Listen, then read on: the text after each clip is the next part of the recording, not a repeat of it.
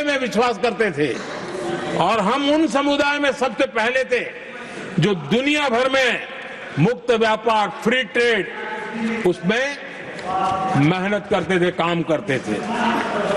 सदियों पहले भारतीय व्यापारी दूर दराज के देशों तक व्यापार करने के लिए जाते थे, कोई बंधन नहीं थे, कोई रुकावटें नहीं थे।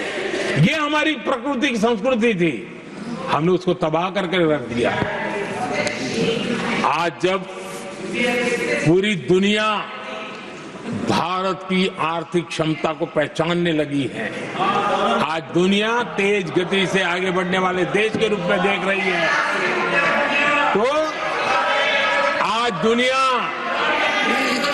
भारत रेट ऑफ ग्रोथ दुनिया देख रही है और हर भारतीय को इसका गौरव है।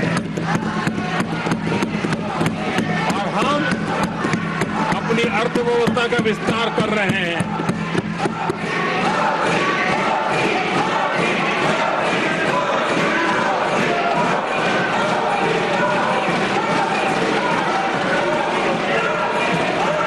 आदरणीय सभापति जी,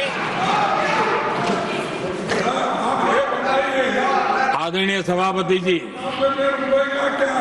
कांग्रेस के पंजे से मुक्त होकर आप देश चैन की सांस ले रहा है और ऊंची उड़ान भी भर रहा है।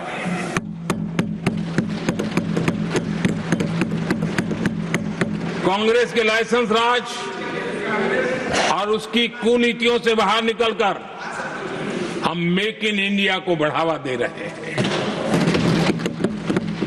भारत में मैन्युफैक्चरिंग बढ़ाने के लिए हमने पीएलआई स्कीम शुरू की, एफडीआई से जुड़े रिफॉर्म्स किए। आज भारत दुनिया का दूसरा सबसे बड़ा मोबाइल प्रोडक्शन वाला देश बना है।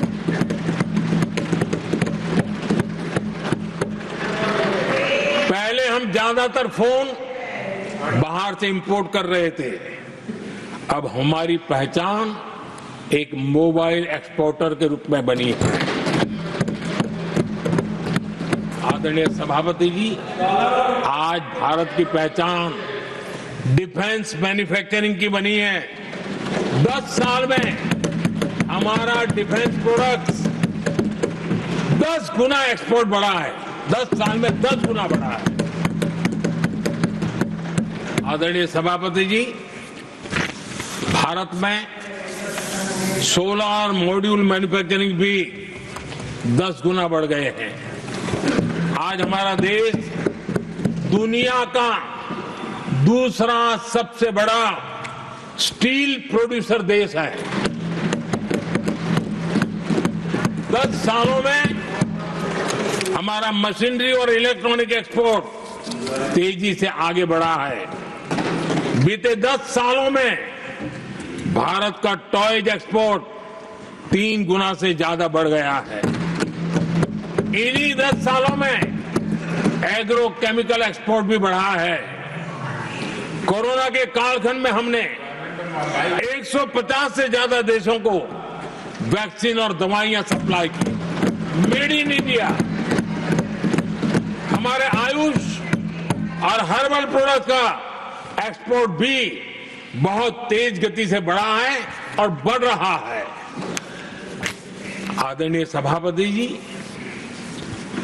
खादी जो कांग्रेस ने की तो सबसे बड़ा एक काम करते रहे खादी के लिए, तो भी मुझे लगता है हाँ ये आजादी के आंदोलन के लोगों से कुछ प्रेरणा आगे बढ़ा रहे हैं, वो भी नहीं किया।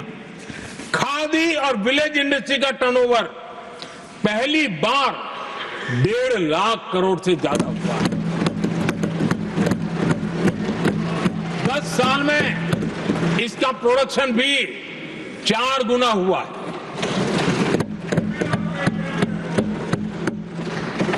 इस सारी मैन्युफैक्चरिंग का बहुत बड़ा लाभ हमारे एमएसएमई सेक्टर को मिला है। इससे देश में बड़ी संख्या में रोजगार के अवसर तैयार हुए हैं। आदरणीय सभापति जी, हम सभी जनता के प्रतिनिधि हैं, हम जनता जनार्दन के सेवक हैं। जनप्रतिनिधि के लिए देश और समाज का मिशन ही सब कुछ होता है और सेवा व्रत लेकर के ही जनप्रतिनिधियों के लिए काम करना उनका दायित्व होता है। आदरणीय सभापति जी, देश की हम सभी से अपेक्षा है कि हम विकसित भारत को आत्मसात करने के लिए कोई कमी हमारी तरफ से नहीं रहनी चाहिए। हम सबका सामूहिक दायित्व होना चाहिए।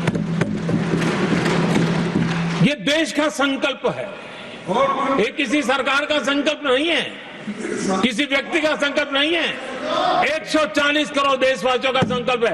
और सभापति जी, मेरे शब्द लिख करके रखिए, जो लोग विकसित भारत के संकल्प से अपना को अछूता रखेंगे, देश उनको अछूता कर देगी। हर किसी को जुड़ना पड़ेगा,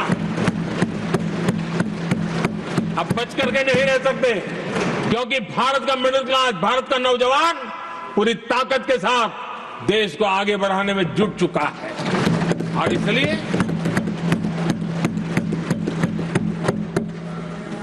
आदरणीय सभापति जी, जब प्रगति की राह पर देश चल पड़ा है, विकास की नई ऊंचाइयों को देश अर्जित कर रहा है, तब हम सबकी भूमिका बड़ी महत्वपूर्ण है। सरकारों में विरोध होना लोकतंत्र का स्वभाव है, नीतियों का विरोध होना लोकतंत्र का जिम्मेवारी भी है, लेकिन घोर विरोधवाद, घोर निराशावाद और अपनी लकीर लंबी नहीं करनी, दूसरी लकीर को छोटा करने की कोशिशें विकसित भारत में रुकावट बन सकती है।